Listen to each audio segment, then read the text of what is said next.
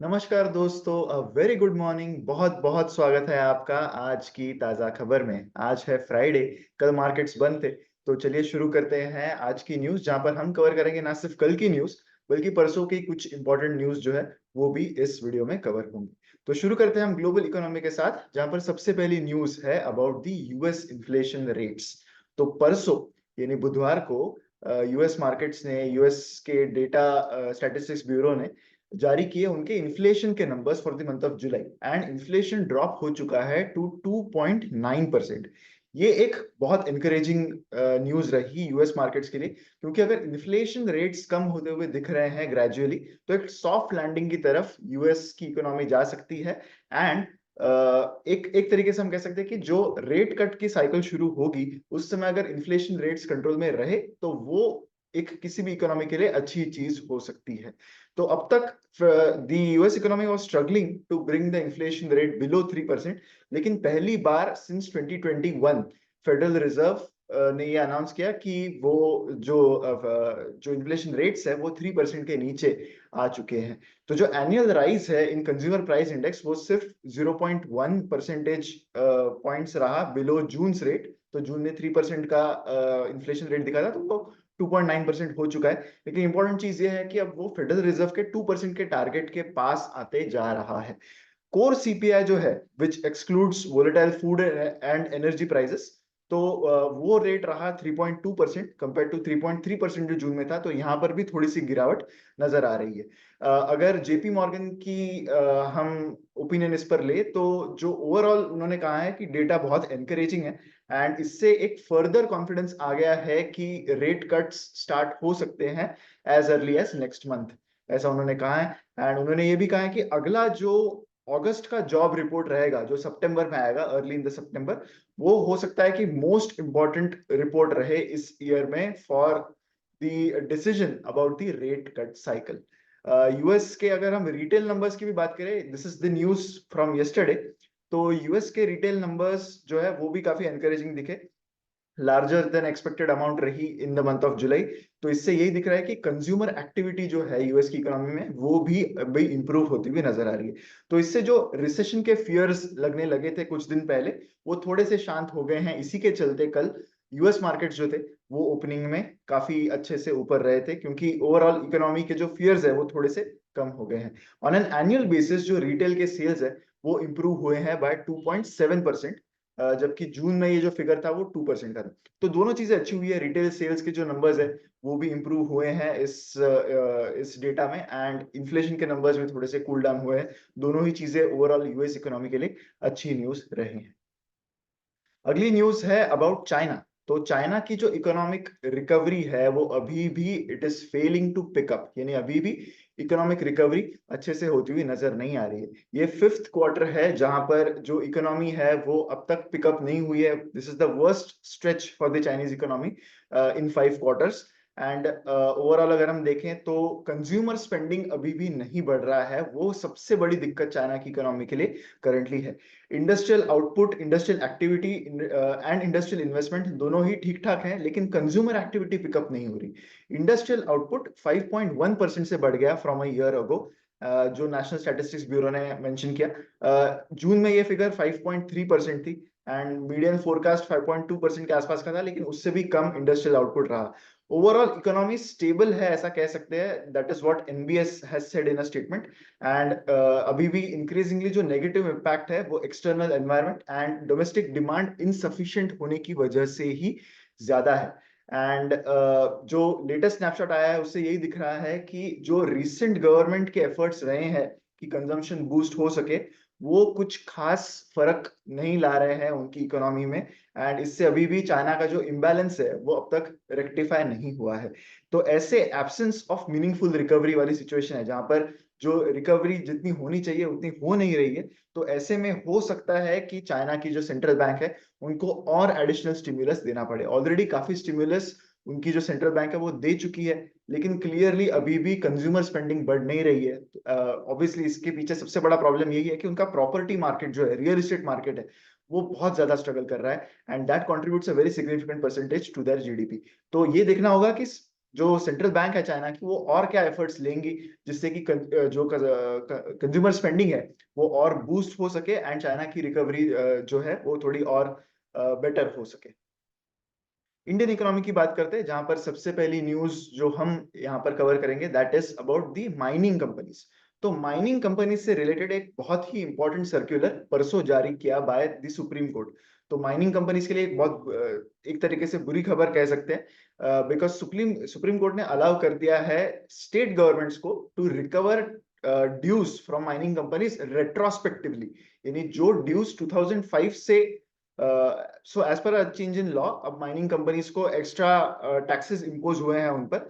Supreme court ने ये कहा कि ये टैक्सेस उनको अब अप्रैल 2005 से देने होंगे।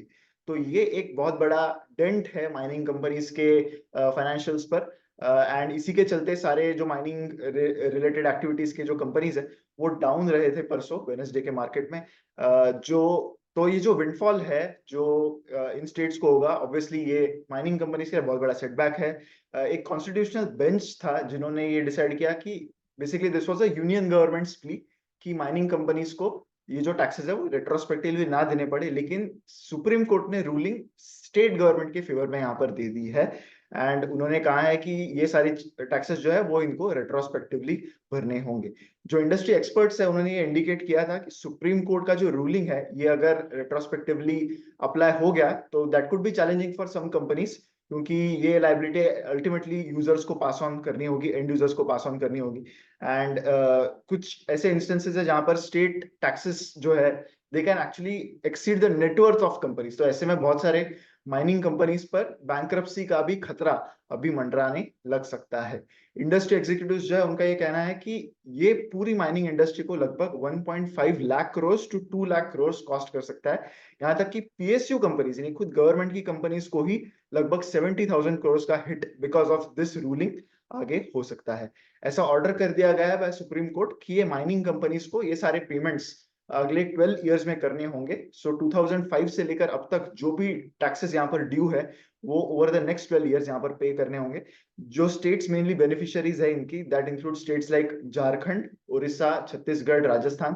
ट्रेडिशनली ये स्टेट्स हमेशा से रेवेन्यूज के लिए स्ट्रगल करती रही है लेकिन they have been mineral rich. तो ये सारे मिनरल कंपनीज के ड्यूज से हो सकता है कि ये सारे स्टेट गवर्नमेंट जो है उनकी रेवेन्यू किटी में एक बहुत बड़ा उनको फायदा हो सकता है। स्टेट्स जो है हालांकि एडिशनल पेनल्टीज एंड इंटरेस्ट इसके लिए जो है वो नहीं ले सकती। सो 2005 से ये टैक्सेस जरूर पे करने लेकिन उस पर इंटरेस्ट और पेनल्टी नहीं है जो एजीआर ड्यूज के केस में थी।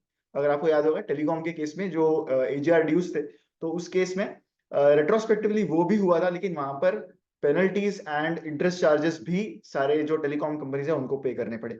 ओवरऑल अगर हम देखें तो ऐसी जो चेंजेस आते हैं लॉ में जहां पर रेट्रोस्पेक्टिवली किसी कंपनी पर फर्क पड़ता है that does not look good from the perspective of FII investment in the country because AGR dues हो गए या फिर ये मिनरल कंपनीज पर टैक्सेस हो गए। तो ऐसे में कॉर्पोरेट्स थोड़े से डर जाते हैं about investing their money in a country like India कि अगर कोई चीज रेट्रोस्पेक्टिवली गवर्नमेंट ने कर दी या फिर ऐसे कोई लॉज अगर आ गए तो वो एक प्रॉब्लम हो सकता है। So on that front that does not look good from the investment perspective in India. अगली न्यूज है about a very fast growing market in India which is quick commerce.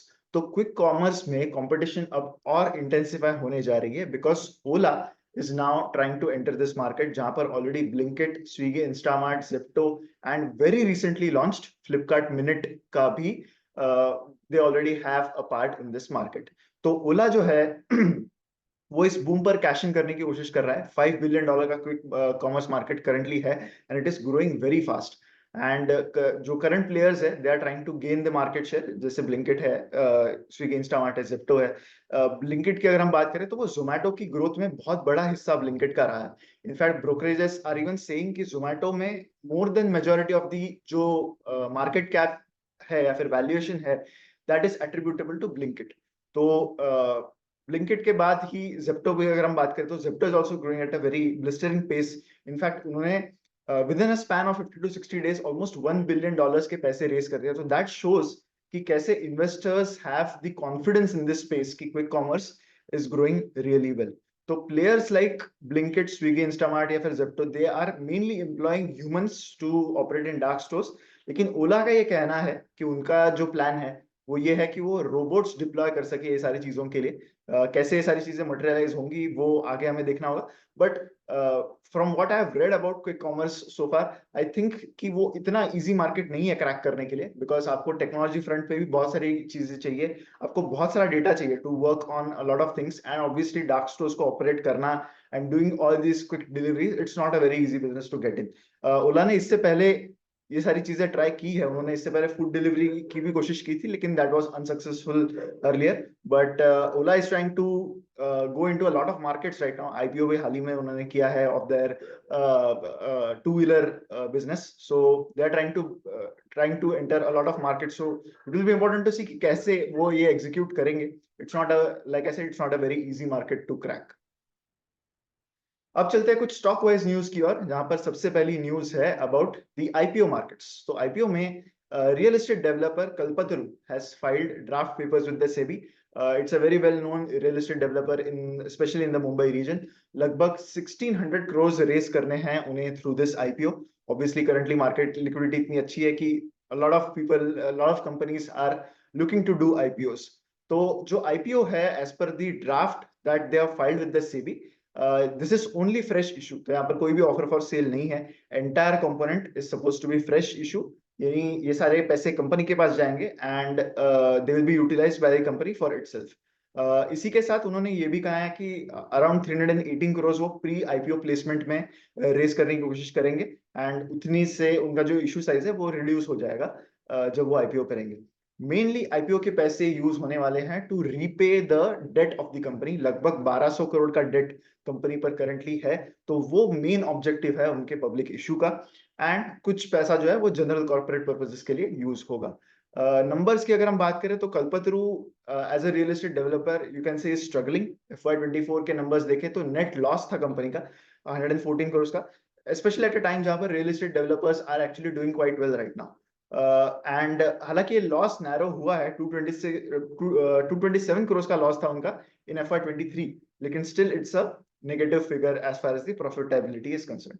Top line की बात करें तो वो भी गिर गई है इन FY24, लगभग 47% से टॉप लाइन डी ग्रोथ हुई है। लेकिन रियल एस्टेट सेगमेंट जो है यहाँ पर रेवेन्यू रिकॉग्निशन थोड़ा सा अलग होता है, सो बुकिंग्स के नंबर्स हमें हमारे पास अभी करंटली नहीं है, but these are the revenue numbers right now.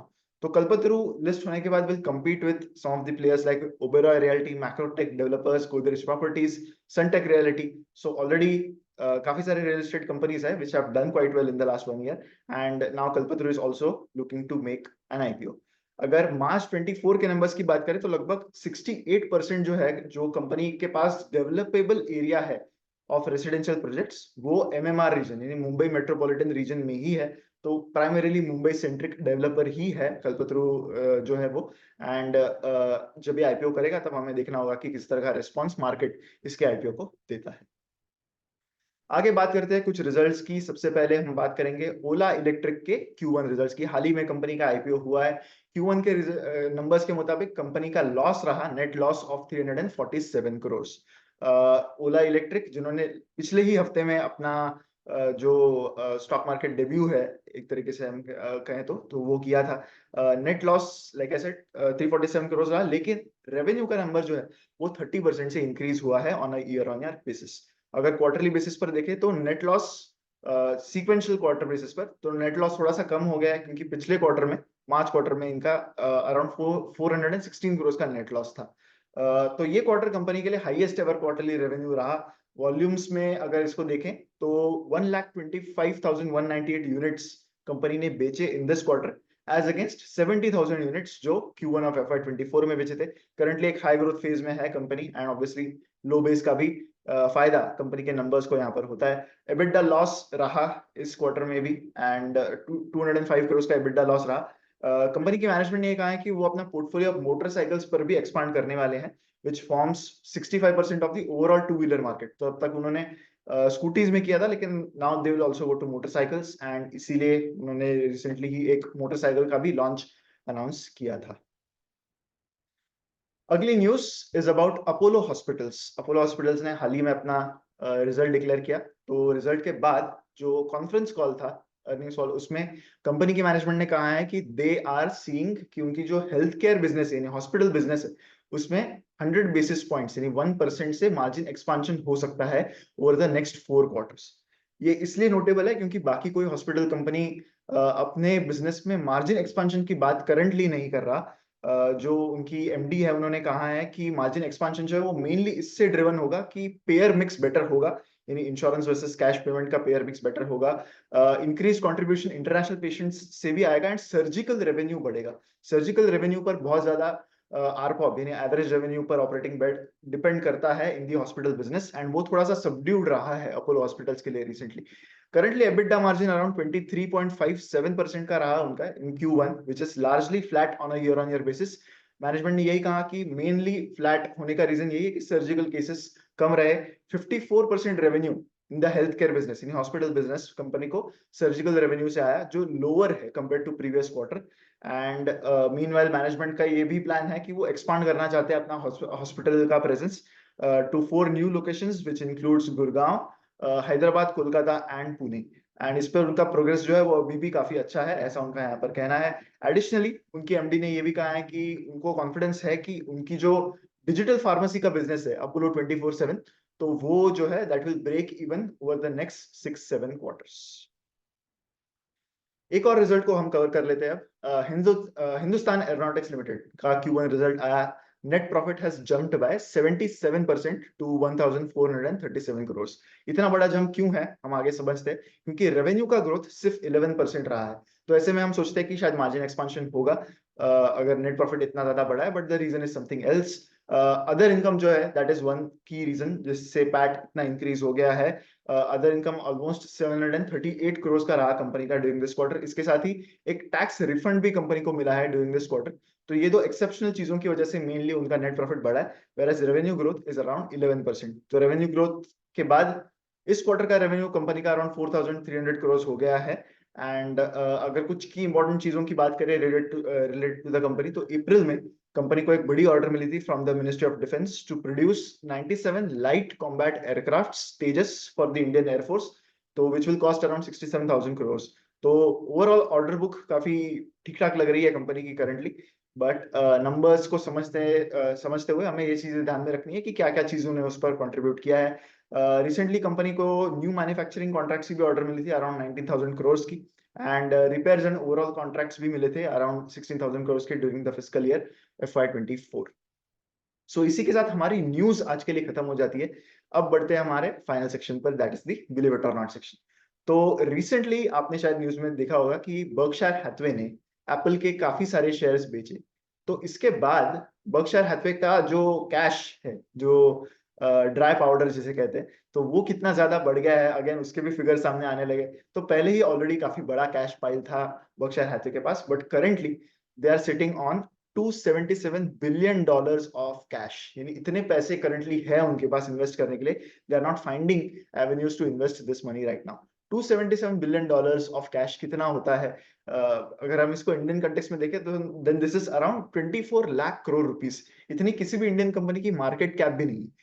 वैसे कैश को मार्केट कैप से कंपेयर करना सही नहीं है, it's apple to orange comparison, but just to give you context, Reliance का भी मार्केट कैप 24 लाख करोड़ का नहीं है जितनी कैश, सिर्फ cash, liquid cash currently Berkshire Hathaway के पास है। So you can imagine the level of cash that they currently hold, which is almost 25% of their overall asset position. Total assets है Berkshire Hathaway के, उसका 25% currently उनके पास ये cash है, which is a level that was last seen in 2005. तो 19 साल बाद इतना ज्यादा percentage of their total assets is just liquid cash, and probably they are not finding avenues जहां पर वो ये कैश जो है वो इन्वेस्ट कर सके। रिसेंटली उन्होंने डिस्क्लोज किया कि उन्होंने अपनी एप्पल में जो स्टेक है वो लगभग 50% से ट्रिम कर दी है। बैंक ऑफ अमेरिका में भी जो ट्रिमिंग है वो 8.8% का रहा कंपनी का। एंड अगर रिसेंट एजीएम में वॉरेन बफेट जी ने जो कहा था, अगर उस पर हम गौर डाले तो उन्होंने यही कहा था कि अनलेस उन्हें लगे कि कोई ऐसी इन्वेस्टमेंट है जहां पर रिस्क बहुत कम है एंड वो पैसा काफी बना सकते हैं, they are not going to be in a rush to use that cash. तो ये उन्होंने क्लियर बता दिया था। सो ये जो रेजिंग ऑफ कैश है, this comes at a time जहां पर थोड़े से रिसेशन के फियर्स रहे हैं मार्केट में, एंड जो एम्प्लॉयमेंट इंडिकेटर्स है वो भी थोड़े से वीक रहे हैं। तो ऐसे में that could be one reason why Berkshire Hathaway is doing this. एक और चीज जो उन्होंने बताई वॉरेन बफेट जी ने लास्ट एजीएम में, वो यही था कि करंटली फिस्कल पॉलिसीज को देखते हुए एंड अमेरिकन इकोनॉमी की स्टेट देखते हुए ही इज एंटिसिपेटिंग कि शायद फ्यूचर में टैक्सेस जो है वो बढ़ जाए, कैपिटल गेन टैक्सेस भी शायद बढ़ जाए। तो ऐसे में कुछ प्रॉफिट बुकिंग अभी करके वो टैक्सेस बचाना, ये भी एक स्ट्रेटेजी हो सकती है, ऐसा स्पेकुलेशन कुछ इकोनॉमिस्ट का है। एंड ऑब्वियसली एक रैली भी काफी अच्छी रही है यूएस स्टॉक्स में, जो पैक ऑफ 7 है टेक स्टॉक्स में and AI, they have done quite well। जैसे में वैल्यूएशंस भी काफी ज्यादा है, तो that could also be another factor जो वॉरेन बफेट जी ने पहले भी साइट किया था, and that could be one reason why the cash level of Berkshire Hathaway has increased by so much.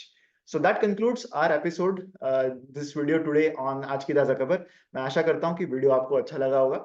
अगर अच्छा लगा है तो लाइक जरूर कीजिए एंड शेयर भी कीजिए वीडियो को विद मैक्सिमम पीपल। चैनल को सब्सक्राइब करना मत भूलिए। मिलेंगे हम अगले वीडियो में। Thank you so much.